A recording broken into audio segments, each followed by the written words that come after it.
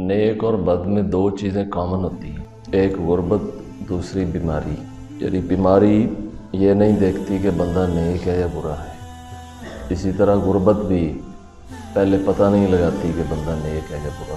ऐसे लाखों अफराद हैं जो बुरे हैं लेकिन सेहतमंद और अमीर भी हैं, फिर ऐसे लाखों हैं जो सेहतमंद हैं अमीर नहीं, उनमें मज़हब की मसलक की कोई तफरीक नहीं। गुर्बत की एक किस्म वो है जो कुछ इलाकों से ताल्लुक़ रखती है, वहाँ भी मसलक, मज़हब या अक़ीदे की कोई कैद नहीं। तो दुनिया के कुछ ममालिक बड़े गरीब हैं ना, जैसे बर्मा, रोहिंग्या है, तो वहाँ जो बच्चे पैदा होंगे वो गरीब ही होंगे ना, चाहे ईसाई हो, मुस्लिम हो, कोई हो। कुछ इलाके बड़े अमीर हैं, जैसे ऑस्ट्रेलिया है, कनाडा या और रियासतें, बरतानिया वगैरह, बहरीन है। अरबों के अंदर भी जो मिस्र है या इस तरह के ममालिक तो वो गरीब हैं, और जो बहरीन, कुवैत वगैरह रियासतें हैं वो बड़ी अमीर हैं। तो मिस्र के अरबी में और बहरीन के अरबी में, अरबी होने में तो कोई शक नहीं है, न फ़र्क है। मज़हब के एक होने में भी कोई फ़र्क नहीं, लेकिन उनके मुआश में, मुआशी हालत में फ़र्क है। इसी तरह हिंदुस्तान की ज़मीन है तो यहाँ भी सदियों से गुर्बत और बेहाली है, हिंदू को भी चिमट जाती है, मुस्लिम को भी, ईसाई को और दहरिए को। गुर्बत का एक ताल्लुक़ रियासत से भी होता है। अगर किसी जगह की रियासती पॉलिसी गरीब के हक़ में ना हो तो वो इलाका गरीब रह जाता है, चंद लोग उसमें अमीर हो जाते हैं, बाकी सारे गरीब ही रहते हैं। फिर गुर्बत की वजह से उनके मसाइल भी ज़्यादा होते हैं, यानी बहुत सारे मसाइल उनकी वजह ही पैसे की कमी है। अगर पैसे की कमी दूर हो जाए तो वो मसले ख़त्म हो जाते हैं, बल्कि बहुत सारी नाफरमानियों की वजह भी यही है। लेकिन ये चीज़ कॉमन है।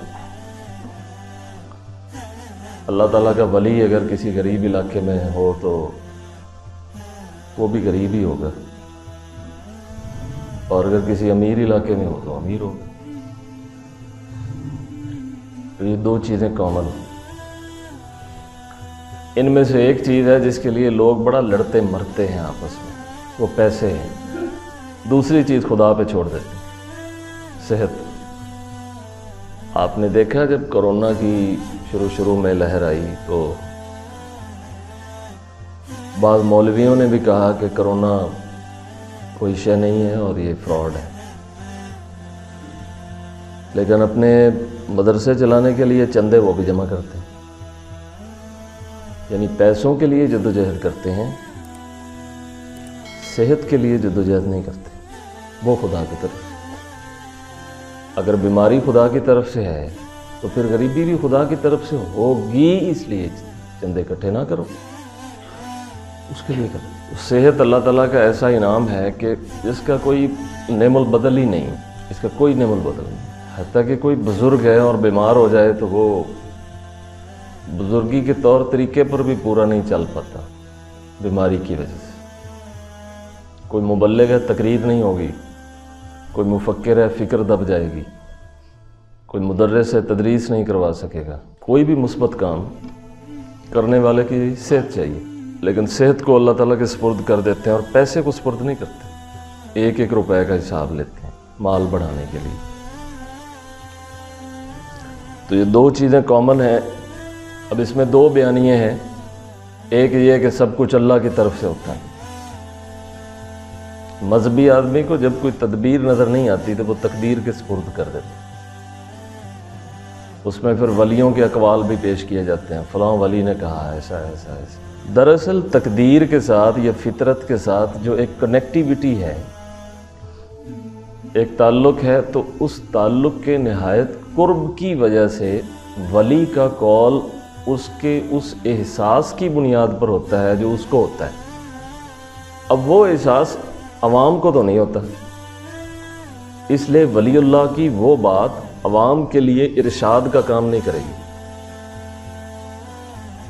इस मकसद को, बात को अच्छी तरह समझ लेना चाहिए। जो लोग तसव्वुफ़ की किताबें पढ़ते हैं या तसव्वुफ़ के दुरूस सुनते हैं, کہ اس میں ولیوں کی باتیں لکھی ہوتی ہیں کتابوں میں. اب اولیاء کی بہت سی باتیں جو ہے وہ ان کے قرب کے احساس کے مطابق ہوتی ہیں، عوام کی ذہنی سطح کے مطابق نہیں ہوتی. اس لیے عوام ان سے فائدہ اٹھانے کی بجائے اور طرف چلے جاتے. چنانچہ وہ بہت بڑا درویش ہے جو اپنی ذات کے حساب سے تو اسے کچھ محسوس ہوتا ہو، لیکن جب لوگوں کی تربیت کرے تو پھر ان کی سطح پہ اتر کے کرے. تو یہ ارشاد ہے. توکل کی بابت بہت سی باتیں کتابوں میں ملتی ہیں کہ فلاں بزرگ تھے، وہ بکریاں چرانے کے لیے گئے تو بکریاں جنگل میں چرتی رہیں، وہ نماز پڑھتے رہے. آپ بھی ایسا کریں؟ نہیں. وہ اس بزرگ کی بکریاں چرتی رہیں اور انہیں کسی بھیڑیے نے نہیں پوچھا. اگر آپ ان کو چھوڑ کے نماز پڑھنی شروع کر دیں گے تو آپ کی بکریوں کو بھیڑیے کھا جائیں گے، کیونکہ یہ اصول نہیں ہے کہ بھیڑیا نہیں چھوڑے گا. بھیڑیے نے اس درویش کی بکریوں کو نہیں کھایا، لیکن یہ نہیں کہ وہ آپ کی بکریوں کو بھی نہیں کھائے گا، وہ کھا جائے گا. اس لیے اس بزرگ کا عمل وہ آپ کے لیے مثال نہیں ہے، وہ اس کی حالت ہے، اس کی حالت کا بیان ہے، آپ کے لیے مثال نہیں. اس لیے جو شخص ولایت یا ولیوں سے دوستی رکھے تو وہ بھی ان دو چیزوں کو بڑا طریقے سے سمجھے. ایک کیا ہے؟ صحت، اور دوسرے کیا ہے؟ پیسے.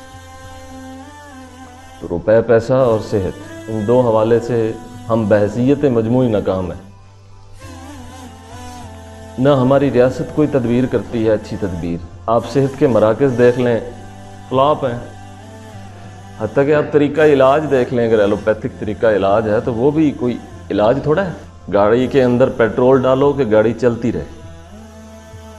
یہ نہ دیکھو کہ اس پیٹرول سے گاڑی کا انجن خراب ہو رہا ہے یا نہیں ہو رہا. مثلا گاڑی کے اندر ڈیزل نہ رہے تو آپ ڈیزل ڈالتے ہیں کہ یہ رننگ میں آ جائے. یہ نہیں دیکھتے کہ یہ ڈیزل اس گاڑی کے لیے موافق ہے یا نہیں. اگر نہیں ہے تو انجن فریز کر دے گی. تو یہ صحت کے مراکز دراصل آپ کی جو فیکٹری ہے وجود کی، اس کو مینٹین رکھنے کے لیے نہیں ہوتے، بلکہ آپ کو چلانے کے لیے ہیں کہ جب تک آپ خود مر نہیں جاتے آپ چلتے رہیں. تو یہ طریقہ علاج یہ ہے کہ جب تک آپ مر نہیں جاتے نا، ہم آپ کو مارنا نہیں چاہتے. ہم نہیں کہتے کہ ہم آپ کو مار رہے ہیں، لیکن ہم آپ کا علاج بھی نہیں کر رہے. آپ یہ سمجھ رہے ہیں کہ ہمارا علاج ہو رہا ہے. یہ نیت ہی نہیں ہے. تو جب سرپرست لوگوں کی یہ نیت ہی نہ ہو تو پھر شفا کیسے ادویہ کے اندر آ سکتی؟ مثلا انویسٹر ہے نا، تو انویسٹر کی انویسٹمنٹ میں برکت نہیں ہوتی، نہ روحانیت ہوتی. یہ بات یاد رکھیے گا کہ انویسٹمنٹ کے اندر شفا نہیں ہوتی، کیونکہ نیت ہی خراب ہے. ایک انویسٹر اپنے پیسے بڑھانے کے لیے ہاسپٹل بناتا ہے کہ اس کے اندر کتنے فیصد وہ شفا ہوگی؟ نہیں ہوگی. انویسٹمنٹ ہے.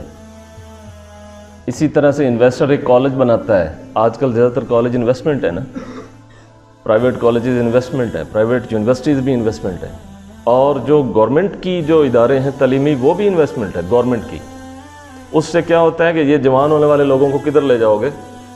یونیورسٹیوں میں ڈال دو، ڈگریاں لیتے رہیں گے، کچھ کھپ جائیں گے، کچھ مزدور بن جائیں گے، کچھ ایسے ہو جائیں گے، اور یہ ریاست کی بہتری کے لیے کام نہیں کریں گے، تھک جائیں گے بیچارے.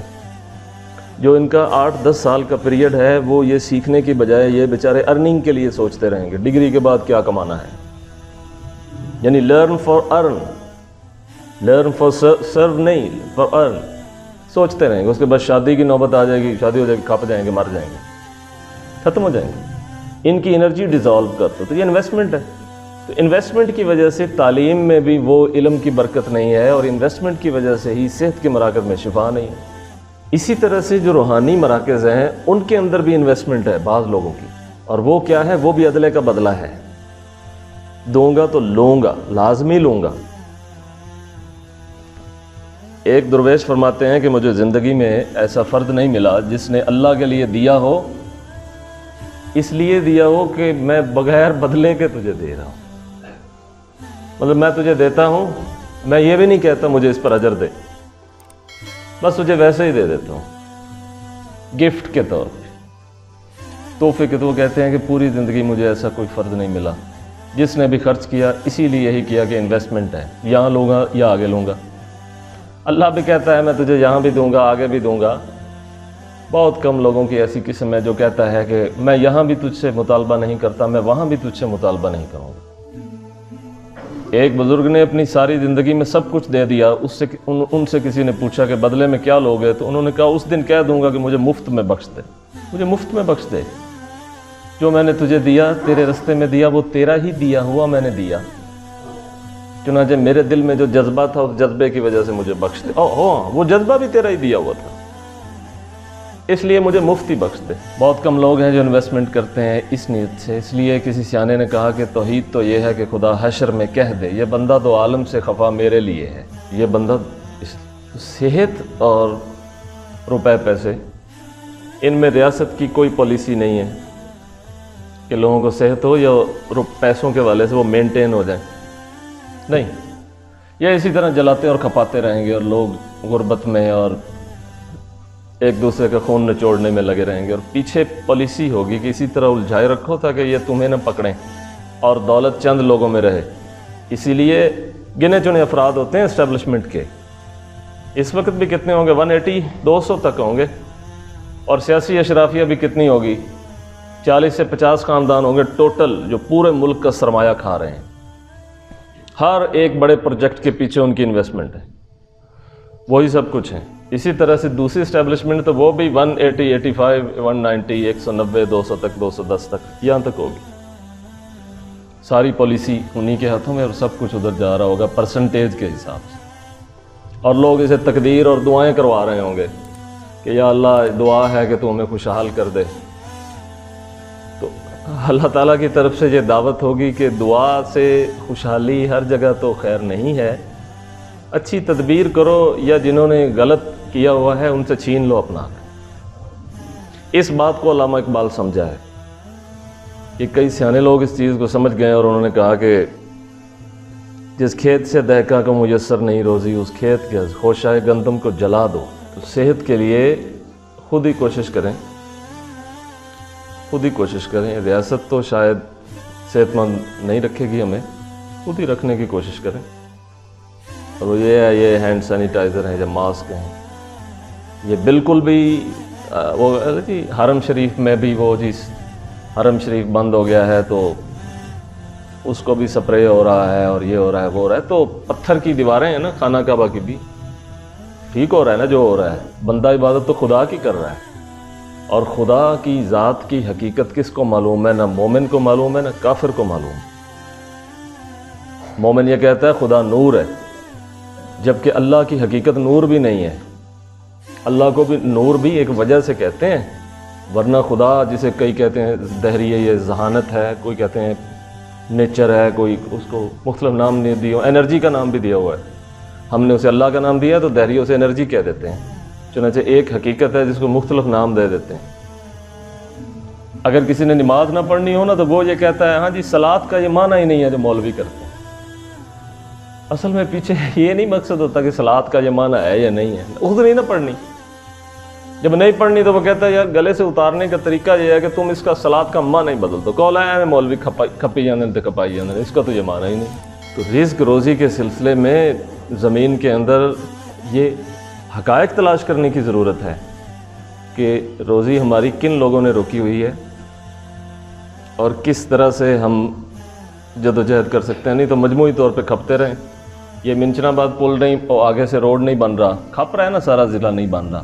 یہ دیکھیے کہ جس دن بنے گا، کس دن بنے گا؟ جب اس کے ارد گرد پراپرٹی کو سیاستدان خرید لیں گے، اس دن بنے گا. آج اس کے ارد گرد کی پراپرٹی کو اس پول سے لے کر یہ آپ کے راکھ پول تک یہ ساری جائے گی، کیونکہ یہاں سے یہ سارا لنک کرنا ہے نا. تو جب تک اس کے ارد گرد کی زمین پروجیکٹ کو اس کو چلانے والے یا لانے والے خرید نہیں لیں گے تب تک یہ نہیں بنے گی.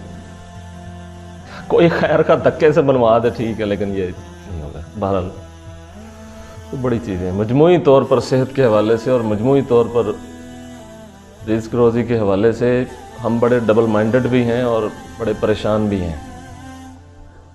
تو اللہ تعالیٰ مجموعی طور پر ہمیں وہ سمجھ عطا کرے کہ اپنا رزق زمین میں سے ہم ایمانداری سے لیں اور جن کے پاس نہیں ہے ان کو دیں کیونکہ جس رستے سے ہم نے نکالا ہوا ہے اس رستے سے اس کا بھی بنتا تھا، لیکن بیچارہ نکال نہیں سکا۔ اس اہم مسئلے کو سمجھ لیں۔ آخری بات ہے، ایک آدمی نے ایک پروجیکٹ میں انویسٹمنٹ کی تو بڑا امیر ہو گیا۔ یہ 1.5 سال پہلے کی بات ہے، تو میرے پاس آیا تو کہنے لگا کہ میں نے وہاں پہ اس طرح پیسے لگائے تو وہ یہاں ایسے ایسے ہو گیا۔ تو میں نے اپنی معلومات کی بنیاد پر اسے کہا، میں نے کہا اصل میں یہ جس جہاں آپ نے پیسے لگائے ہیں نا، یہ آپ کے پورے محلے کا حق تھا، لیکن چونکہ وہ بیچارے غریبوں کی رسائی نہیں ہو سکی، آپ کی ہو گئی، آپ نے وہ وہاں پہ پروجیکٹ انسٹال کر دیا اور آپ کو پیسے مل رہے ہیں، تو اس میں سے آپ کے پورے محلے کا حق ہے اللہ تعالیٰ کے نزدیک جو آپ نے مارا ہوا ہے۔ اور آپ یہ سمجھ رہے ہیں یہ سارے پیسے مجھے خدا دے رہا ہے۔ کوٹھی کے اوپر لکھوایا ہوتا ہے ھذا من فضل ربی، یہ نہیں کہتے ھذا من فضل کمشنر۔ کمشنر کا فضل تھا نا، خدا کا فضل اور چیز ہوتی ہے، وہ اوپر لکھ دیتا ہے ھذا من فضل ربی، حالانکہ مسئلہ یہ تھا کہ ھذا من فضل ابی، یہ میرے ابے کا فیض ہے، میرے دادے کا۔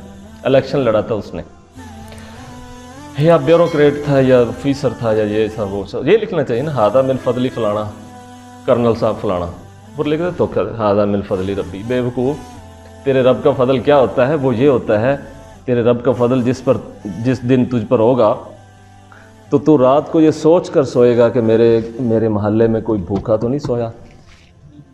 یہ سوچ جس رات تیرے ذہن دماغ میں پیدا ہو جائے تو صبح اپنے کمرے کے باہر لکھوا دینا ھذا من فضل ربی۔